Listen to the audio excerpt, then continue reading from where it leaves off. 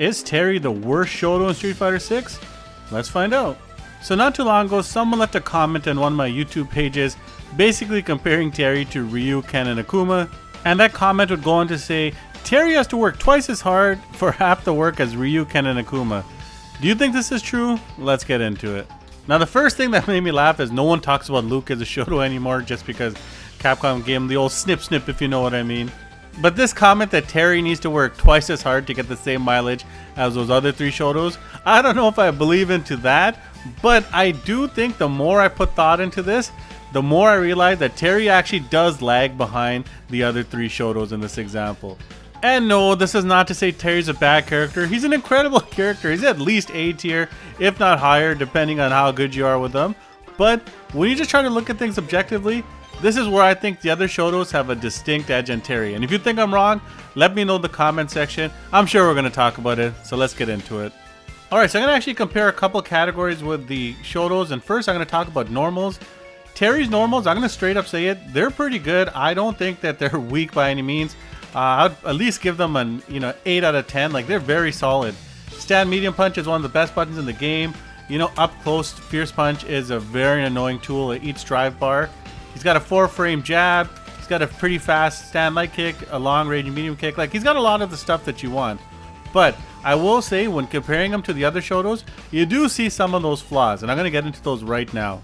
So first things first, the elephant in the room, the god normal. Terry does not have a stand fierce to the same level of the Shoto stand fierces. The fact that this goes as far as it does, it moves you forward, so it's kind of like auto footsies, and it's special cancelable.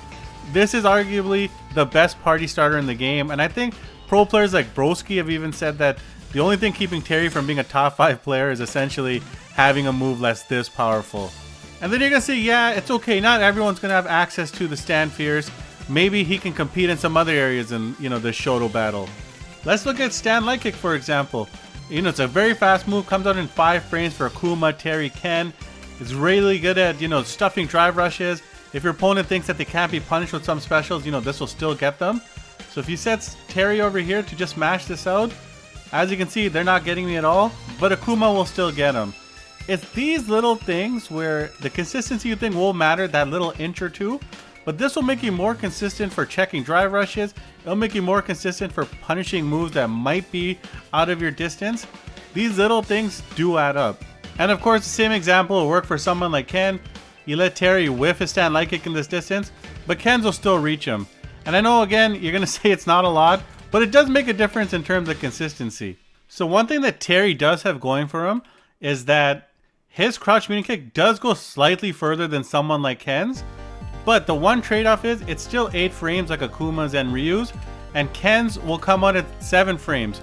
And I know, we'll take an inch or two anywhere if you know what I'm saying. But seriously, everyone would take the trade-off of one faster frame on startup than a little inch or two in distance. This is what I mean, that Terry's normals are good, but he doesn't really have that one X factor to set him apart from the stand fierce, the long range stand light kick, and then in some cases Ken's just got a broken crouch medium kick. So all in all, I still give Terry very solid normals, but I do think he slightly lags behind the other big 3 Shotos.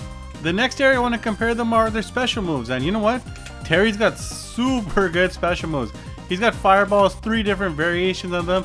He's got an invincible reversal. He's got a safe on block move that sends him forward like his crack shoot. He's got everyone's favorite skip neutral move, the burning knuckle, quick burn. He's got a lot of things to pick from. But the question is, how do these compare to the other big 3 Shotos? And I hate to report, I think Terry falls slightly short again of the other 3 Shotos when it comes to special moves. And I'm going to tell you why right now. So first things first, if we just look at fireballs, power waves are still better than nothing. It's good to have some fireballs. But look, if we're talking about comparing his fireball to Ryu's or Akuma's, Terry gets absolutely creamed on in that situation. I'm not going to go too much into the DPs because even though a lot of people say they don't like Terry's DP because it's inconsistent, it's so minor that, you know what, it's still good that he has one. So I'm not going to spend too much time on the DP. Now this is where we're going to get some heat. The reason I think Terry lags behind with the specials when it comes to the Shoto is that he doesn't have a degenerate special. And I know what you're going to say, he's got burning knuckles, so cheap it skips neutral. I know this move is stupid, don't get me wrong. But when you compare it to what the other guys got, I don't think it's nearly as bad. I'm gonna tell you why. First is, it's gotta be spaced pretty far, and if you do hit them from this range, you cannot carry on a combo further from that. You can't go into level 3 or any type of super. So yeah, you may have skipped neutral and got them in their face, but that interaction ends right there. Let's look at Ryu first.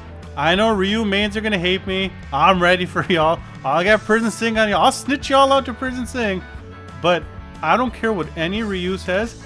Donkey Kick is 10 times more obnoxious than Burning Knuckle will ever be for 2 reasons. One, this thing, I don't know why it hits you from so far. Like, this should not be activating proximity block. Elena should not be blocking this. Or sorry, Elena should not be blocking this. She should be able to whiff punish this. Further to that, it destroys your bars. So this is just like a crazy noob killer. Even pro level players have a hard time dealing with this. And then you have something like his Hashogeki, a very good move. You know, the light one is safe on block. The Fierce Punch version is plus on block. And it's just a very good special to bait out people to jump, go for your uppercuts. Ryu's got a much better special utility than Terry. And God forbid any of those Hashogekis ever get you, because if any of them get you and they're in punish counter, you're going for this juggle state. And I know they're not the fastest moves, but the light punch and the medium punch come out pretty quick. And I know some keen observers are going to say, hey stupid, Terry's round wave's a special move that go into big damage combos. I know, you're right. But here's the thing. It's only corner specific and it's so slow. It's 29 frames in startup. Those light punch and medium punch Hashogekis are much faster. So the main point I'm trying to make here is not that Terry's specials are bad, but he just doesn't get the same mileage out of characters like Akuma with this OD fist like you're seeing on the screen. Like if you get traded combos with this or he hits with a counter hit, you're losing 40% health no matter what. You know, Ryu's Hashogeki stuff, the donkey kicks. Don't even get me started with Ken's Jinrai bullshit. Like, you just know what I mean when I say those characters get a lot of mileage out of their specials. Now, the one area that could give Terry a special that will be kind of obnoxious, if they made their crack shoots actually be able to combo. So if you do the light punch version, it's +1 on hit. Medium punch version is +3 on hit. So you're going to say, oh, on counter hit, you should get something. So if you do the light punch version, it's +3, which means punish counter, you're definitely going to get a combo off. It's going to be +5. Unfortunately, it knocks down. And the same thing for counter hit and punish counter with a medium kick version. It knocks down as well. So you're not going to get any combos. Honestly, though, I'm okay with this because I could see this being such an annoying throw bait or, you know, grapplers. This will beat Zangief's, you know, wake up super if this is already in the air. So I can see that balancing act, but there are ways to make Terry a bit obnoxious. Now, the last thing I want to talk about are their X factors and playstyles. So, and some people might be wondering what Terry's X factor is or if he has one. He does. If you have 3 bars, so your full super bars are available, and you have 3 drive bars, you have access into the triple geyser like you see over here. And the reason this is very good is the triple geyser does critical art damage. So you know, when you're in yellow health, your level 3 actually does more damage. It does just as much damage as that. So that means even if you have full health and you have the resources available, you can do optimal critical art level damage combos, and that will win you a ton of games. And if you watch every pro Terry player from Riddles to Kentio, they always win games with this level 3 X Factor. But it's when you actually start comparing his X Factor or some of his, you know, playstyles to the other Shotos that you might see some of those cracks. So first, if you look at Ryu, in my opinion, there is no better character in the game that will annihilate your drive bar. This guy melts drive bars like they're nothing. He basically has the whole cast playing Street Fighter 2 because you're going to be burnt out against him. You're not going to have access to any of the cool mechanics, OD moves, nothing like that. So the fact that Ryu already has such a strong zoning game, but he could play bully ball and just destroy your drive bar, in my opinion, that makes him a lot more consistent than Terry having to wait for a level 3 to access his X Factor. And if you don't believe me, just go upload a Blaz replay and look at this man straight laser beam everybody's drive bar. And Ken, the same thing we've been dealing for 3 years. If you go back to the beta, it's been 3 years. His corner carry is still incredibly absurd. It doesn't matter how many slap on the wrist nerfs Capcom gives him. The fact that he'll still be able to carry to the corner better than 99% of the cast. The fact that his corner game is still extremely strong, or he's got consistent and reliable, you know, side switches. His gameplay and his X Factor will be more consistent than having to wait for a level 3 like Terry does. And then you have Akuma. Akuma, what else do you have to say? He kind of reminds me of like a fighter jet with like nuclear weapons attached to it.